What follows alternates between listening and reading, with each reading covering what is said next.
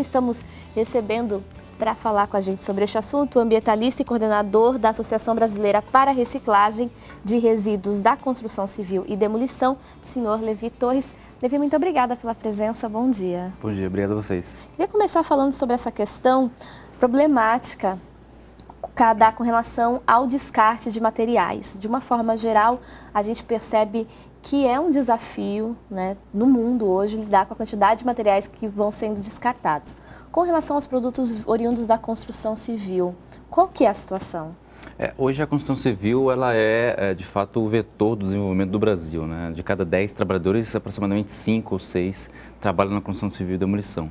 E nos últimos anos, com o aquecimento da economia, nós tivemos, evidentemente, mais construções e, evidentemente, mais entulho. Então, o entulho descartado de forma incorreta tem sido, de fato, propagador de grandes pragas urbanas, né? Ratos, baratas.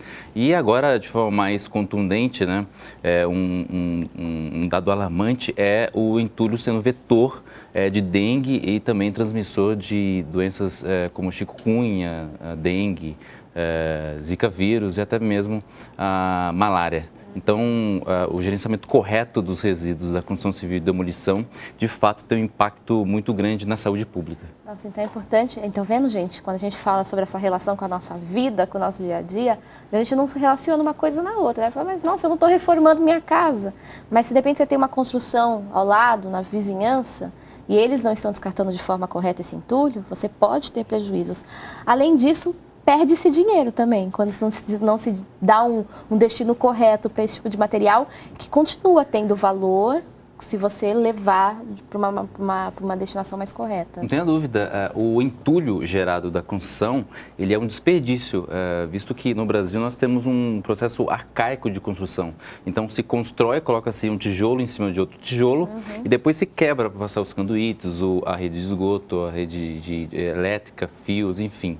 Então o entulho de fato é perda de dinheiro e um grande desperdício, né? Visto que esse resíduo, que é o resíduo cinza, o resíduo vermelho, ele pode ser reciclado sim. Então, de fato, podemos afirmar que o entulho, conhecido aqui no Sudeste como entulho, no Sul como caliça, no Nordeste como metralha, ele é um grande desperdício de dinheiro.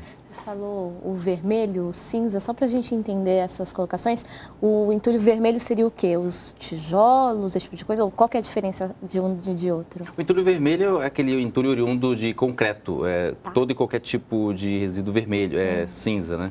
O resíduo vermelho é cerâmico, mais argila e materiais parecidos, né? Ou seja, tem uma diferença que é a absorção de água, mas a gente difere esse entulho de vermelho e cinza. Mas o cinza é o concreto e o vermelho é o cerâmico. Tá. Você falava, por exemplo, da questão relacionada com a saúde pública, né? Onde nós vemos, inclusive, e as campanhas de combate ao mosquito da dengue, né, o Aedes aegypti, a gente tem percebido, inclusive, os desafios para se limpar as regiões e tudo mais. Agora, existem outros prejuízos também, por exemplo, questões de assoreamento, questões relacionadas a próprias enchentes, que muitas vezes nós vemos em algumas regiões do Brasil, também com esse descarte incorreto do entulho? Sim, o descarte incorreto de entulho, não obstante esses prejuízos que são de saúde pública, né? Ele impermeabiliza o solo, fazendo com que haja maior incidência de enchentes. Então, o descarte de entulho, além de impermeabilizar o solo, além de ser vetor de pragas urbanas, ele ainda desafia o poder público ao desvalorizar bairros, ruas, cidades como um todo, e evidentemente que esse ônus fica para o poder público, porque quando o morador, o gerador do resíduo, ele descarta de forma incorreta o entulho, a prefeitura, evidentemente, vai ser a responsável pela remoção daquele resíduo. Então, quem paga a conta final é o cidadão. Então, é prejuízo ambiental, é prejuízo financeiro, né? E, de forma direta, o cidadão paga a conta final. Perfeito. Você falava dessa força que a construção civil tem no nosso país. Alguns dados apontam aí que um terço da poluição que acontece dos gases lançados na atmosfera no mundo são da construção civil. Isso gira em torno de 25%, 30%, se a gente for colocar em porcentagem.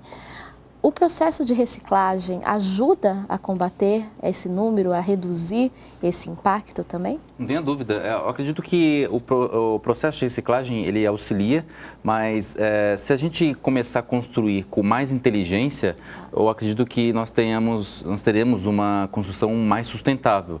Como eu havia dito, a construção no Brasil, ela ainda é arcaica. O processo de mobilização na construção civil, ele é um processo que pouco evolui. Para a gente pensar nessa questão, quando se fala, por exemplo, de uma construção sustentável, muitas vezes o que vem à mente da gente é, por exemplo, a instalação de sistemas de captação de água, questões de energia. Sim. O que torna uma construção, nesse sentido, mais sustentável? Pelo menos no início da obra, é gerar o mínimo de resíduo possível. Existe, por exemplo, tijolos que eles são intertravados, onde você não tem necessidade nenhuma de quebrar a parede. Ele já tem os furos específicos para você passar todo o encanamento e os fios. E além de ser uma forma de trocar calor. Então, pelo menos no processo primário da obra, você reduzir a quantidade de resíduos. E se reduzir esse resíduo, conseguir fazer a triagem desse material, eu acho que a construção tende a ser a mais sustentável. Perfeito. Agora, quando a gente fala de utilizar, por exemplo, os materiais desse nível, muitas vezes as pessoas têm receio de tornar uma obra mais cara.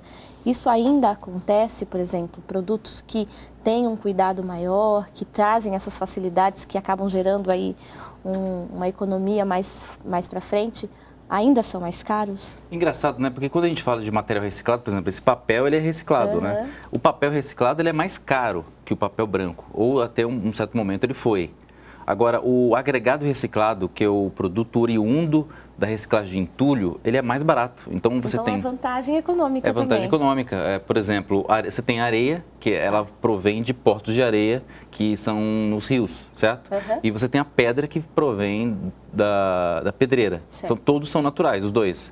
Quando você tem a pedra reciclada e a areia reciclada, além de ser mais barato, é mais sustentável. Então, a solução, quando você utiliza esse agregado reciclado na obra, é muito mais vantajoso. Em média, você consegue economizar, na questão do agregado, mais ou menos 30%. Nossa, muita coisa. Um terço. Agora, tem gente que acha que perde em qualidade. O agregado reciclado ele tem uma qualidade inferior ao agregado natural, naturalmente, né? Mas você tem uma aplicação específica, por exemplo, pavimentação de ciclovia, de calçadas. Não é para todos os serviços que você vai usar esse tipo de material. Exatamente. Por exemplo, é vedada a utilização do agregado reciclado para fins estruturais, ou seja, viga e colunas ou alguma coisa que exija uma qualidade superior do agregado. É evidente que um prédio, por exemplo, uma construção, você consegue aplicar mais ou menos 30% de agregado reciclado, ou seja, pavimentação, acessos, escadas, ciclovias, base, subbase. Então, você consegue utilizar o agregado reciclado num empreendimento e reduzir o custo na aquisição do agregado. Agora, eu como um cidadão, eu consigo fiscalizar, eu consigo exigir, por exemplo, que de repente a empresa que está realizando a obra na minha casa, ou de repente o lugar onde eu contratei, que está construindo um prédio, tenha essa consciência, eu consigo exigir dele que faça um descarte correto também desse material? Sim, é interessante porque o cidadão ele é a parte mais importante desse processo. Então, quando você contratar uma caçamba, fazer uma reforma, você precisa exigir que o caçambeiro descarte de forma correta em um local. Você saber onde vai parar aquela caçamba depois. Exatamente. Então, você pode exigir dele um documento chamado CTR, que é o Comprovante de Transporte de Resíduos, onde ali ele tem o endereço do local licenciado. Então, é muito comum em grandes cidades, São Paulo, BH, Rio de Janeiro, o caçambeiro descartar de forma incorreta. Por quê? Porque, às vezes, o próprio contratante, que é o gerador, é omisso. Se você exigir que o caçambeiro transportador descarte de forma correta em um local licenciado e legalizado, evidentemente que você está fazendo a sua parte. Perfeito. Mas a gente acha que não pode fazer nada com relação a isso, mas está vendo? É importante. E buscar conhecimento sobre este assunto também é fundamental. A associação traz também informações, traz orientações para quem quiser saber tiver outras dúvidas sobre este tema, Levi. Sim. A gente disponibiliza anualmente cursos de capacitação para quem quer empreender na área.